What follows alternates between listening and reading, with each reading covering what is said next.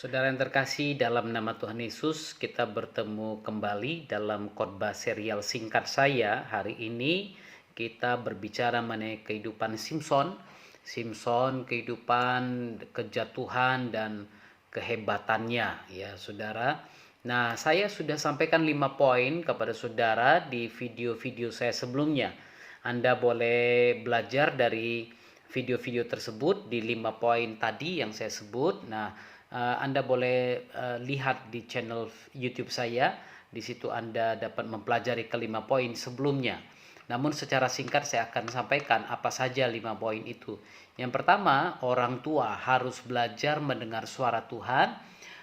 Yang kedua, seorang nazir itu sebenarnya tidak boleh menyentuh bangkai, tapi karena Simson menyimpang dari jalan yang seharusnya ditempuh olehnya untuk melihat bangkai singa yang dibunuhnya, akhirnya dia jatuh dalam dosa. Ya, lalu kemudian yang ketiga, orang tua yang tidak mau bertanya sumber berkat anaknya datang dari mana. Ini juga masalah. Yang keempat, Simson mulai mengikuti kebiasaan anak-anak muda lainnya. Nah, saudara, padahal dia itu adalah nazir Tuhan, tapi dia mengikuti kebiasaan anak muda lainnya. Yang kelima, dipersiapkanlah orang-orang untuk menemani dia. Ini yang saya sampaikan kemarin. Kadang-kadang ada orang yang kita pikir orang yang baik, yang bersama dengan kita, ternyata dia adalah orang yang berbahaya, yang dipersiapkan justru untuk menjebak kita. Itu sebabnya kita harus sangat berhati-hati. Yang keenam, yang menyebabkan Simson itu jatuh dalam dosa pemberontakan terhadap Tuhan adalah karena dia menikahi seorang istri yang tidak mengenal Tuhan. Dan saya mungkin boleh saya ambil sedikit, saudara, mengenai hal ini, walaupun tidak secara generalisasi saya katakan, tapi saya mau sampaikan kepada saudara, istri yang tidak mengenal Tuhan tidak akan bisa mempertahankan rumah tangganya karena dia punya konsep yang berbeda, saudara. Demikian juga saya percaya suami yang tidak mengenal Tuhan tidak akan bisa mempertahankan rumah tangganya.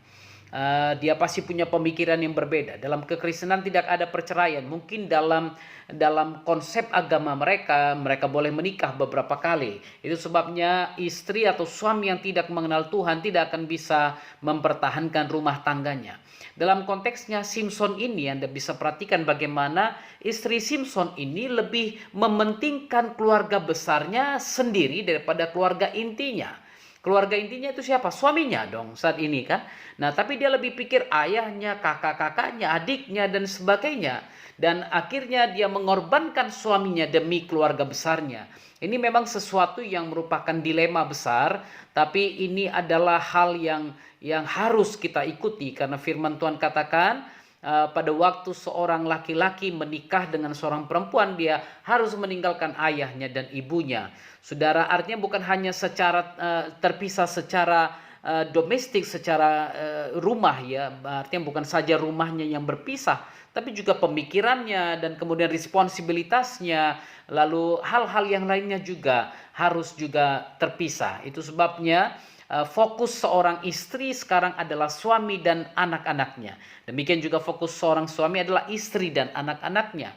Bukan saya katakan Anda tidak boleh fokus atau perhatian kepada orang tua. Itu tugas saudara sebagai anak. Tapi fokus utama Anda adalah suami, istri, atau anak-anak Anda. Itu dia. Nah, Amsal 31 bicara tentang istri yang cakap. Dikatakan di situ istri yang cakap, hati suaminya percaya kepadanya. Suaminya tahu dia tidak akan membocorkan rahasia suaminya. Itu sebabnya setelah istrinya membujuk-bujuk, akhirnya Simson berpikir, ya udah deh, ini kan istriku gitu kan. Akhirnya dia bocorkan rahasianya, tapi ternyata istri ini tidak bisa dipercaya. Nah, itu sebabnya Simson itu akhirnya ditangkap dan banyak hal yang terjadi selanjutnya. Nanti kita akan bahas lagi tentang itu. Tapi saya katakan di sini, istri yang cakap hati suaminya percaya kepadanya, karena suaminya percaya dia tidak akan bocorkan rahasia suaminya. Lalu suaminya berpikir dia pasti akan bela harga diri suaminya dan bukannya menghancurkan nama baik suaminya. Ini berbeda dengan kehidupan istrinya Simson yang dari Timna itu, saudara. Nah, itu sebabnya berhati-hatilah menikah dengan siapa. Ya, kalau dia orang yang tidak takut akan Tuhan, Anda harus merenungkan itu, Anda harus mikirkan itu berkali-kali. Lalu kemudian firman Tuhan katakan pakaiannya adalah kekuatan dan kemuliaan. Seorang istri yang takut akan Tuhan tidak gampang diperdaya orang dengan ancaman-ancaman dan bahasa-bahasa yang manis. Berbeda dengan istri Simson, diancam sedikit, wah kami akan bakar rumah orang tuamu. Dia korbankan suaminya, saudara. Nah, percayalah, istri yang takut akan Tuhan, pakainya adalah kekuatan dan kemuliaan. Dia memiliki kemuliaan diri dan dia membela kemuliaan suaminya. Dia tidak sembarangan memikirkan atau mengambil langkah-langkah dalam hidupnya. Dia tidak cengeng dan merengek-rengek, saudara. Padahal dia tahu itu justru akan mencelakai suaminya. Tapi dia merengek, meminta jawaban, meminta apa kunci jawaban dari teka-teki daripada Simson itu. Saudara, ini hal yang sangat merusak dalam keluarga. Itu sebabnya kalau Anda seorang istri, belalah harga diri suami Anda dan jangan hancurkan nama baik suami Anda.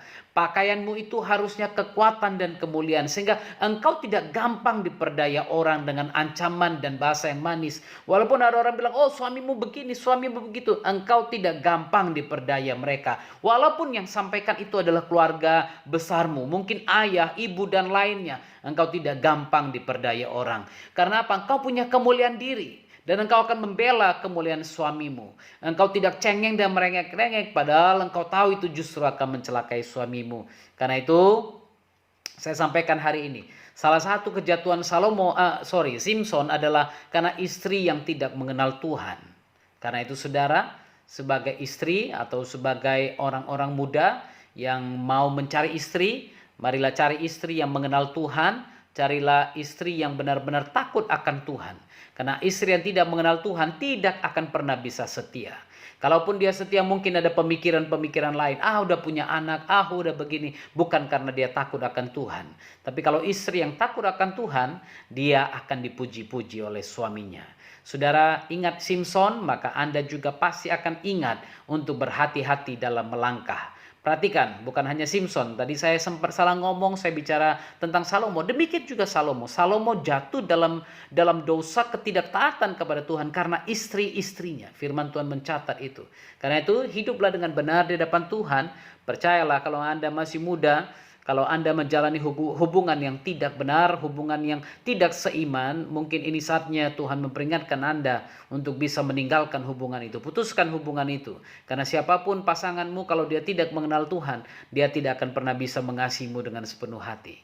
Ingat Simson, ingat Salomo, dan ingat banyak tokoh-tokoh Alkitab lainnya, maka engkau akan selamat. Tuhan berkati. Shalom bagi kita semua. Jaga kesehatan, tetap semangat, tetap kuat dalam Tuhan.